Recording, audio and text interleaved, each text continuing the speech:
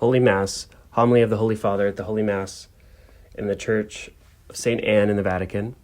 This took place at the Parish of St. Anne in the Vatican on September 21st, 2025, and it's a rough translation from the Italian. Dear brothers and sisters, I'm particularly pleased to preside at this Eucharist in the Pontifical Parish of Sant'Anna.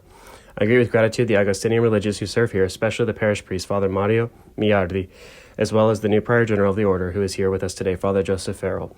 I also wish to greet Father Joelle Scavella, who recently celebrated the venerable age of 103.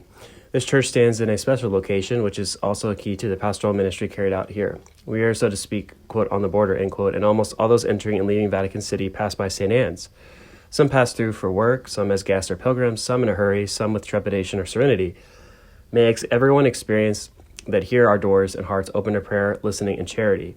In this regard, the gospel just proclaimed challenges us to carefully examine our relationships with the Lord and, therefore, with one another.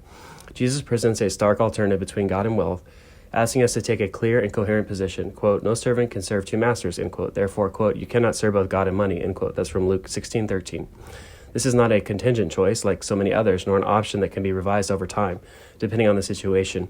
We need to decide on a true lifestyle. It's about choosing where to place our heart, clarifying whom we sincerely love, whom we serve with dedication, and what is truly our good. This is why Jesus contrasts wealth with God. The Lord speaks this way because he knows we are needy creatures, that our lives are full of needs. From the moment we're born poor and naked, we all need care and affection, a home, food, and clothing. The thirst for wealth risks replacing God in our hearts when we believe it will save our lives. As the dishonest steward in the parable believes, there he's referencing Luke 16:3-7. The temptation is this, to think that without God we could still live well, while without wealth we would be sad and afflicted by 1,000 needs. Faced with the test of need, we feel threatened, but instead of asking for help with trust and sharing in fraternity, we're led to calculate, to hoard, becoming suspicious and distrustful of others. These thoughts transform our neighbor into a competitor, a rival, someone to be exploited. As the prophet Amos warns, those who want to turn wealth into an instrument of domination are eager to, quote, buy the poor with money, end quote. That's Amos 8:6, exploiting their poverty. On the contrary, God allocates the goods of creation to everyone. Our need as creatures thus attests to a promise and a bond for which the Lord personally cares. The psalmist describes his providence style. God, quote, looks down on the heavens and on the earth. End quote. He, quote, raises the poor from the dust and lifts the needy from the dunghill. End quote. That's Psalm 113:6-7.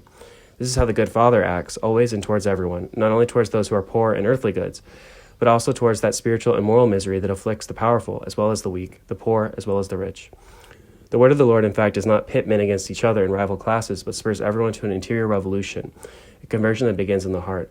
Then our hands will be open to give, not to take. Then our minds will be open to plan a better society, not to seek out bargains and the lowest prices. As St. Paul writes, quote, I urge, first of all, that supplications, prayers, intercessions, and thanksgivings be made for all people, for kings and all who are in authority, end quote. That's from 1 Timothy 2:1. Today in particular, the Church prays that the leaders of nations may be freed from temptation to use wealth against humanity, transforming it into weapons that destroy peoples and monopolies that humiliate workers. Whoever serves God becomes free from wealth, but whoever serves wealth remains its slave. Whoever seeks justice transforms wealth into the common good. Whoever seeks dominion transfers the common good into the prey of their own greed. The Holy Scriptures shed light on this attachment to material goods, which confuses our hearts and distorts our future. Dear friends, I thank you for your various contributions to keeping this parish community alive and for your generous apostolate. I encourage you to persevere with hope in a time seriously threatened by war.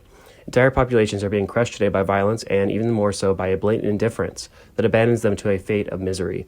Faced with these tragedies, we do not wish to be submissive, but to proclaim with our words and deeds that Jesus is the Savior of the world, the one who frees us from all evil. May his Spirit convert our hearts so that, nourished by the Eucharist, the supreme and treasure of the Church, we may become witnesses of charity and peace.